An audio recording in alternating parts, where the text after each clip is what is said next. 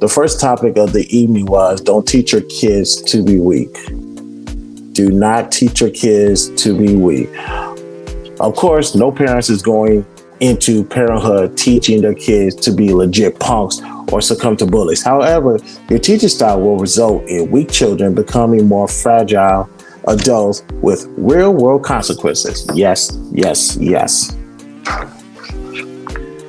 We live in a soft ass generation, and I really do mean soft, where kids are not met with any type of resistance. Like, everything wants to be pacified, everything wants to be given to, everything wants to be catered to them. Now, if you're going to cater to a child, you got to make sure it's towards their goals, their gifts, their talents, that type of stuff. But when it comes to that real world stuff, like surviving, making right decisions outside of that front door, some parents, dare I say, just are not prepared to do that. And are not qualified to do that, like, at all. They're raising these kids to be punks. I deal with them all the time. Whether it be on YouTube, I deal with weak people. Whether it be on Clubhouse, I deal with weak people. Whether it be in the comment section on social media, weak ass people. It's because their mama pacified them. And daddy didn't put their foot in his ass. That's the problem. Now, with this topic, Balance said,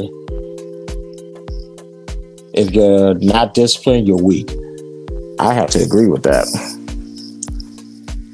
And not only that, when it came to football, basketball, whatever the case may be, authority, a lot of people, there's some people I grew up with who said they didn't like to be yelled at. They don't like doing what was told. They always want to find a way to do their own thing. As we're now adults, I see where they are right now. And because they avoided showing discipline and allowed to be coached, to be trained to be disciplined, it couldn't go from childhood to adulthood. It couldn't transition. And now they are bums. Sorry, I have to fix this. And we're going to talk about this later on the show. But yeah, the undisciplined people are some of the weakest people I've ever met. They're the most immoral motherfuckers, because instead of just staying in your square, they rather go out and do their own thing, and it always backfires on them. So I do agree with Balance. Like, the undisciplined people are the weak ones. And that's why I tend not to talk to them. I leave them alone, or I just get out of the way so that I can be left alone. Now, Anton asked the question, what's discipline when it comes to kids? Correction. That's the answer. Just correction. Now, of course, if Anton was there, he would say, what does correction look like? Correction, in my case, is being reactive to a situation. It could be physical discipline. I'm a proponent of physical discipline, ladies and gentlemen. Now, we're going to exercise all options before we get to the actual belt being taken out. Like, in case of my son, yes, there is physical discipline regarding that boy. And it's not only from me, his mother, it's from Granny and Papa, it's from the aunties. Yeah, all that. Because if my son steps out of that line, I need to know there's a village to keep him in line. It's not only me and the mother doing that. There are other people that got to do that regarding that type of discipline. And of course, we talk to our son. We let him know what he can and cannot do. And relatively, it's a rarity that I have to get the belt out or do whatever the case may be. But when I do, I'm not hesitant to do it. It's going to get done. So That's, to answer Anton's question, that's what discipline to children looks like. It's a form of correction. Now, Anton also said, oh yeah, about these, here's another version of a sign that parents raising a weak child. When a parent tell the child, do what I say, not what I do. What is it? Do as I say, not as I do. Yeah, that's like the worst parenting shit I've ever seen in my life. I personally hate those type of parents, to be quite honest with you. I hope CPS come and take their child away. I really do. Because we have to be the example of what our children need to grow up to be. Now, I'm not a smoker any type of way, shape, or form. I've never smoked a day in my life. It would be hard for me to tell my son, granted when he's older, just hypothetical because he's 4. It would be hard for me to tell my son to stop smoking and I'm smoking. Like, you need to stop smoking because you're trying to get a good job, blase, blase. But I backdoor and do the exact same thing. Our children is looking up to us. When it comes to raising children, 90% is what we do and 10% of what we talking about. I can tell my son everything in the world and to prepare him for life. It don't amount to shit if I'm not walking when I'm preaching. My son, the reason why my son is doing such a good job right now is because daddy's doing a good job right now. My son sees what I'm doing and he wants to be like me. Like, legit. That's why I call him my twin. Everything I do, my son does. So I have to be the example out there for my son. What else? Of course, like I said, physical discipline. There's a difference between physical discipline and abuse.